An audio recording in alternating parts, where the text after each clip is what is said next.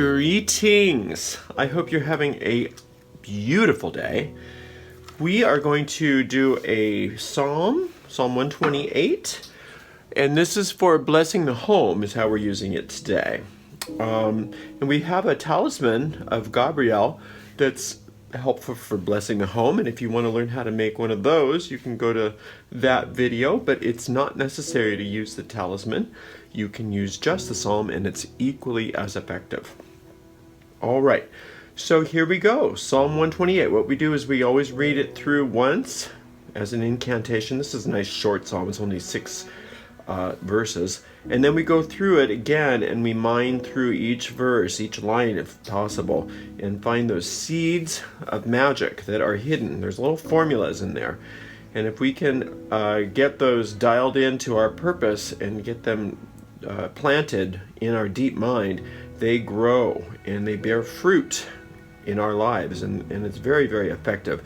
And you'll notice that if you're new to this, that if you're diligent with this, don't expect like a puff of smoke, but if you're diligent with this, these operations work extremely well, and people usually are almost startled by the results that they can get when they work them as we teach. All right, here we go. Psalm 128. Blessed is everyone that feareth the Lord, that walketh in his ways. For thou shalt eat the labor of thine hands.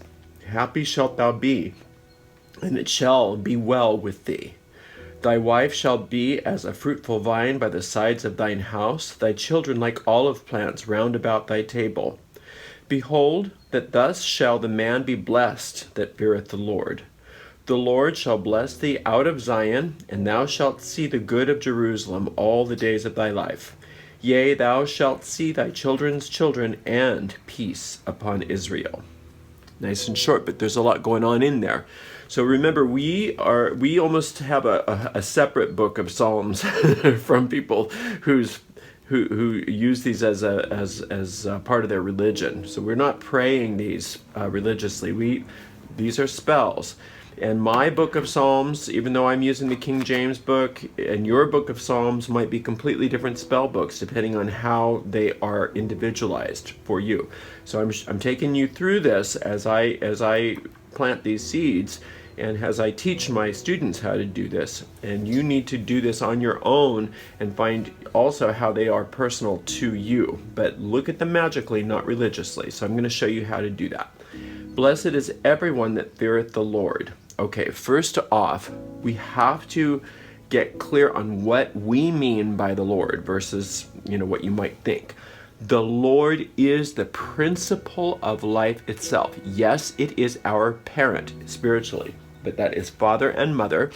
And in most craft traditions, that includes God and Goddess. Now, if that's not true for you, that's fine. You can ask God to reveal itself to you in whatever way is the most appropriate way. But the Lord is the principle of life. There's a lot of principles of divinity that you can consider. Principle of perfect love, infinite substance, perfect truth, justice, the principle of love, we already said, principle of infinite power, all power, there's only one power. So even though we see the Lord as God and Goddess, we recognize that is one power. There's only oneness in the power that we connect to. And this power is not external to us. It is not a deity far away in the sky that we are beseeching. It is that power which is beating our hearts this very moment. All right? So it's within us. It's closer to us than anything.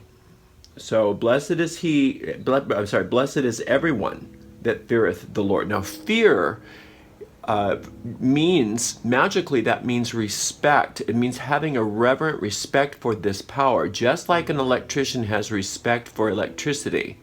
Right? Just like a captain has respect for the sea, just like anybody that's like a nuclear physicist has respect for plutonium or uranium. We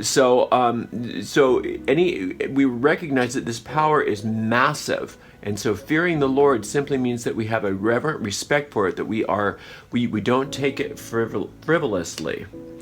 That walketh in his ways. So if you're walking in the way of perfect wisdom, infinite wisdom. So if you think about the infinite intelligence, which is what the Lord is for us, infinite intelligence of which we are a part, that created each of us, that created us, that infinite intelligence has a course for the planets in this solar system. It has particular plans for different galaxies, different universes. It has a plan for a particular plant that's growing out of the ground. It has a particular plant for a seed that is planted in the ground. It has a plan for every little thing. Everything has been engineered properly, right? So we want to walk in the ways of that infinite intelligence, because when we walk in harmony with infinite intelligence, we are blessed in every way.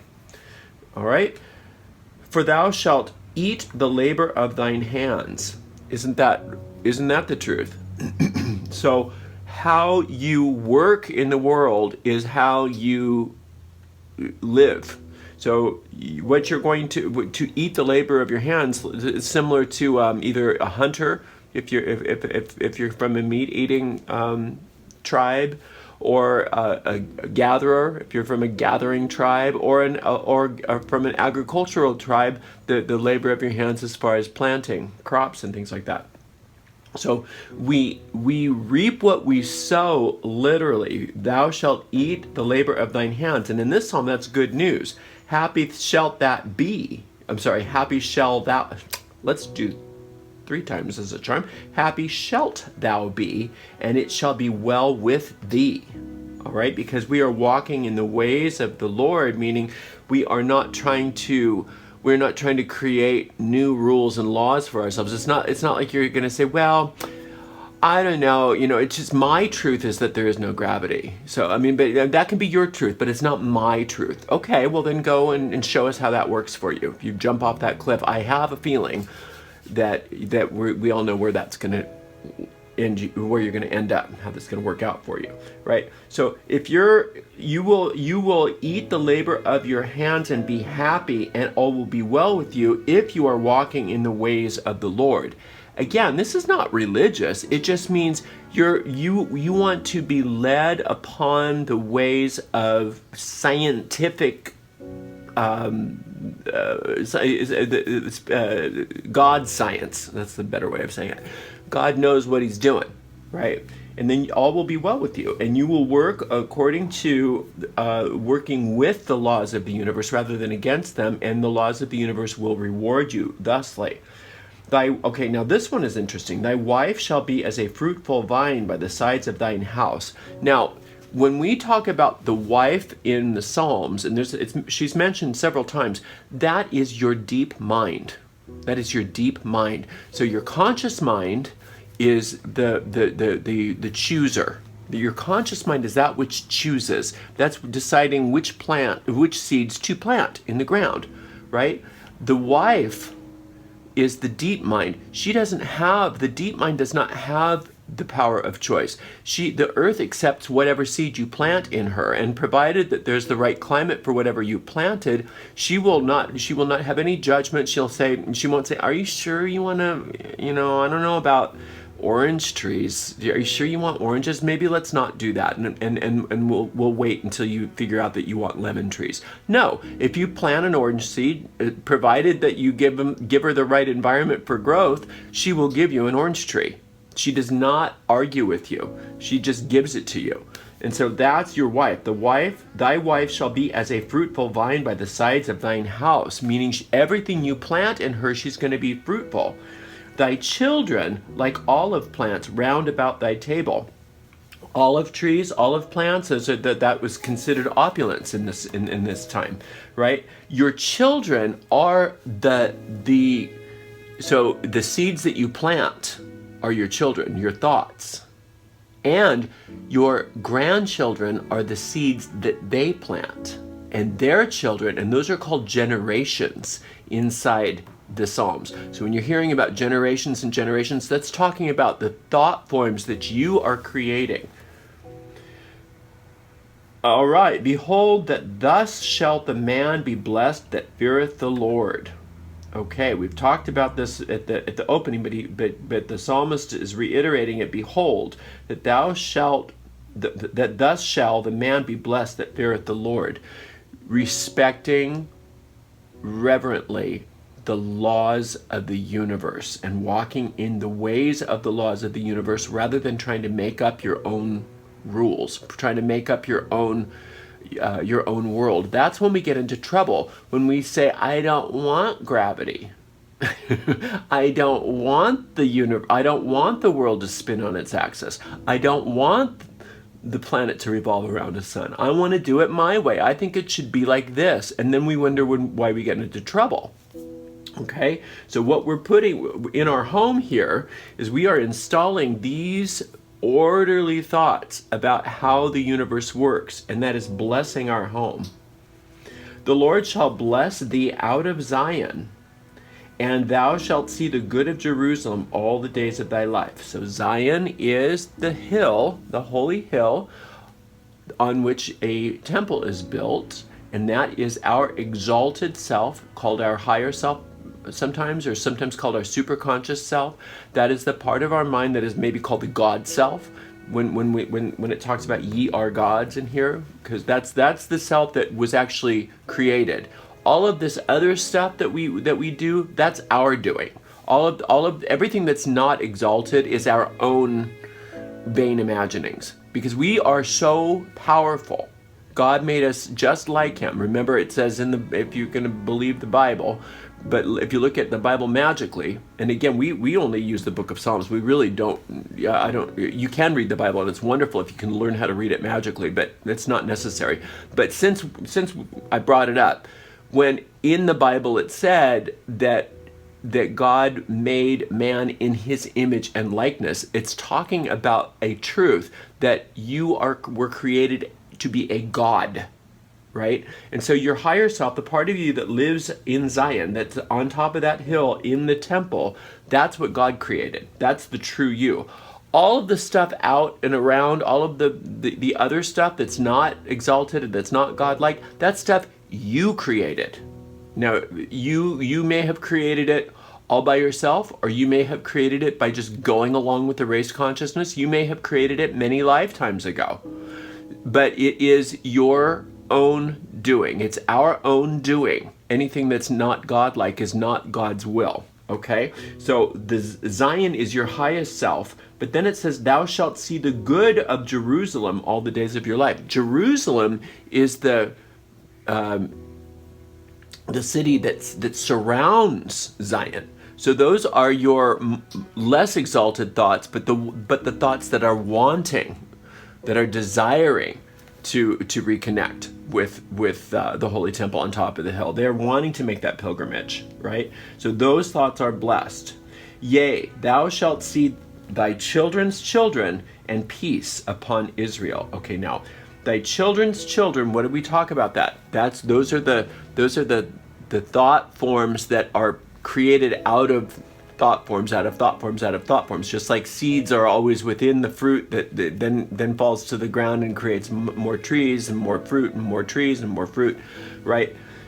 We want God's thoughts to be. We want these the ways of the Lord, walketh in the way of the Lord, meaning thinking along the lines of our higher self. When we do that, all our lives start to become better and better and better, because our children's children are are based on good seeds that we are planting. Conversely, you can have children, the children's children, they talk about in other psalms, like the children's of the heathen and the enemies and this and that. Those are your thought forms that are at odds with walking in the ways of the Lord. We're not even talking about that in this psalm, though. But so your children's children's are not your physical procreations. They are your thought forms that give birth to new thought forms and new thought forms. And peace upon Israel. Okay, so Israel's the country, the whole country. Then there's Jerusalem, then there's Zion. But also, and that's what it's talking about here, but remember also that Israel is the name that was given to Jacob after he kind of woke up to who he is. So Jacob always wanted to get better. Jacob was living like Jerusalem, wanting to do well, but he had some character defects like we all do. And regardless of all of his character defects, God blessed him by calling him Israel. And that's not somebody that's happening outside of you. That's you. So all of your best efforts, God rewards you and calls you Israel, meaning calls you perfect. Remember, Israel is a masculine, feminine, and divine. So is means Isis, Ra means Ra, and El means God. So Isis, Ra, God. That is you. That is your higher self. That is your the truth about you. You are masculine, feminine, together as divine.